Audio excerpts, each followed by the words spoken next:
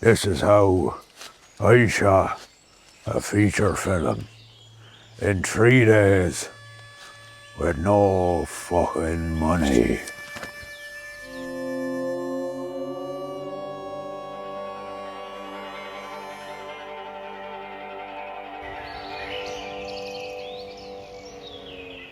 I've always set myself a goal of having a feature film done and dusted by the time I was 35. When I made the goal, I was in my early 20s, I was making a lot of short films. Roll on a few years, have some kids, I've made some money. I'm sitting down at Christmas and watching the Beatles documentary, and then it hit me, why am I not creating anymore? So I said, well, I better get to it. I set myself a task that I could write the film in 30 days. So what I did was I used the old David Lynch trick of getting 70 cards together. I'd write a scene on each card. Slowly but surely, an idea was developing. My cousin Ryan comes to me and says, I want to make a short film. I wrote one years ago, I want to make it. We used to do these old characters wearing masks. We kind of based them off all old guys we knew from where we live. So anyway, one evening, in the space of like an hour, we went down the road. We filmed Ryan with the mask on. I don't know, like 2 days later, we had a movie. Then it got me thinking. I was like, wait a minute.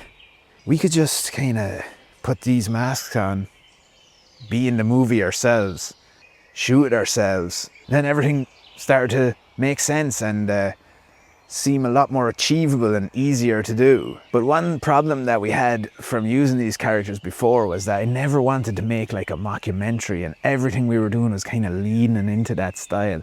And I didn't necessarily want to make a silly kind of comedy with these characters. So I thought back to an interview I heard years ago about one of my favourite movies of all time, which is actually The Muppets Christmas Carol. And James Caan had said the reason that the movie was so successful was that because when he was acting in the movie, he didn't treat the Muppets like they were Muppets. He treated them like they were real actors, and he played the role very seriously.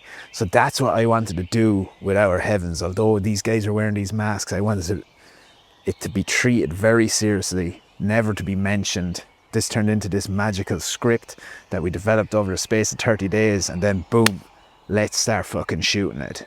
The next person we got in touch with was one of my best friends, Connor English, director of photography, long-time collaborator. We've worked with each other since we were in college. Every single film that we've done it together. Connor has young children, he's a very busy man, and I had no money. But luckily we've always shared a dream of creating films about a hidden part of Ireland that we love. So Connor said, I'll help you, I'll do it for free, I'll do whatever I can, but we only have 3 days. And it wasn't only Connor that helped. There were so many people that helped. Everyone that worked on the film did it for free because we all had a shared dream of creating something great like this. Without rules, this movie would never ever would have got made. So we had this specific rule. I had watched a Kevin Smith video on YouTube, and he talks about when he's making Clerks, and he says, just make the film 60% good to show people what you can do and what your potential is. So I started thinking about this. I said, maybe we can do that when we're shooting the scenes. Because we have such a short timeline, maybe each scene is only one take, unless something gets totally fucked up that we have to do it again. So the entire movie, every scene you see is either 1 or 2 takes. So we got through 70 scenes in 3 days by using that. The other thing that we had to do was really long takes, because moving the camera around with only one camera operator, really difficult thing to do, especially in that time frame. So we said, let's just use a static camera and we'll do long takes. So on top of that, then we had to largely improvise the scenes because we couldn't stick totally to the script. Everyone kind of knew what they were going to say, but it's largely improvised. Because we didn't have time to change lighting, we just used a style of lighting that was inspired by the movie Wow. I think that's what it's called.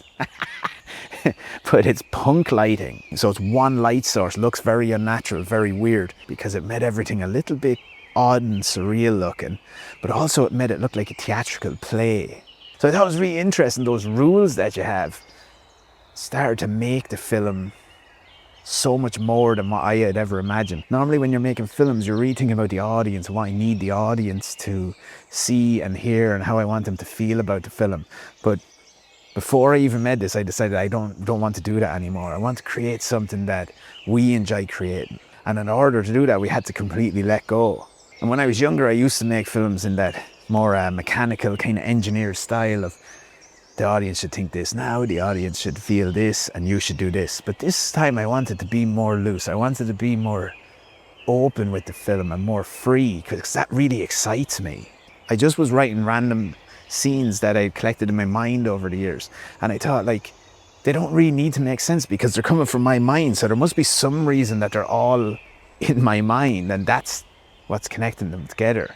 I got excited by it because I started to think to myself, what does this mean? And what does this mean? And why is this happening here? And then this is connected to this here. And it was like I was getting surprised by my own film and my own writing process. And I just loved that. So we tried to carry that through the entire film. Like even Captain Lou, who's played by Ryan, he began to create a storyline as we were shooting the film about his father. And that had not been in the script anywhere. We didn't have that anywhere. And as it was happening throughout the day, we had to make the decision to go, okay, the film wants this, it wants it to happen. And that just starts to grow throughout the film. And now it's become a huge part of what the movie is. And it's created such depth to the character of Captain Lou. And it was just a really amazing thing to watch happening, but it would never have happened if we didn't let go. And we also wouldn't be able to do the one take structure because we'd be getting annoyed that you didn't say this or you didn't move here and you didn't do this. But when you let go, you kind of have to allow the film to become what the film wants to become. And the beauty about that, as the great David Lynch always says, it gives the audience then room to dream. Because it's not like I know the secret to what the film means. I created purposely so that we wouldn't know that. But isn't that the most exciting thing about films? Trying to figure out what happened here, trying to figure out why did someone say that, trying to figure out what's the connection between these things, trying to solve a mystery. Leave that space and room for the audience to interpret and have their own relationship with the film without us really telling them what to do. And we're really proud of how that happened. And to be honest, I don't think I'll ever do it any other way. You can make a feature film yourself.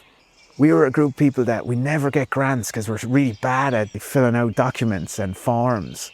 We never get help from like production companies because our scripts are always too weird and they don't follow a certain structure. I had a timeline, a deadline of when I was 35 and none of this stuff was falling into place. So I just said, I'll do it. I'll make it fall into place. And I stuck to the idea that if it's even half good, even if it's a little bit good, then we'll be happy because people will be able to see then what we can make, what we're capable of. So if you're thinking about, just fucking do it.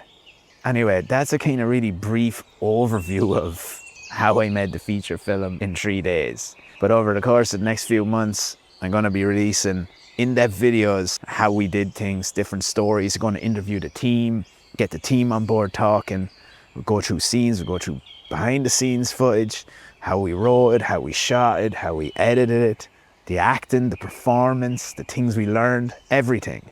And because we're trying to really get this out there, if you could give us a like, subscribe, tell your friends, tell your grandmother, tell everyone about it. The film is called Outer Heavens, and we're currently submitting it to film festivals, trying to create hype behind it and show everyone that you can do this. You can make films on your own. Even if they're different, even if they're weird, even if you're weird, you can do it. Thanks for listening. Have a lovely day.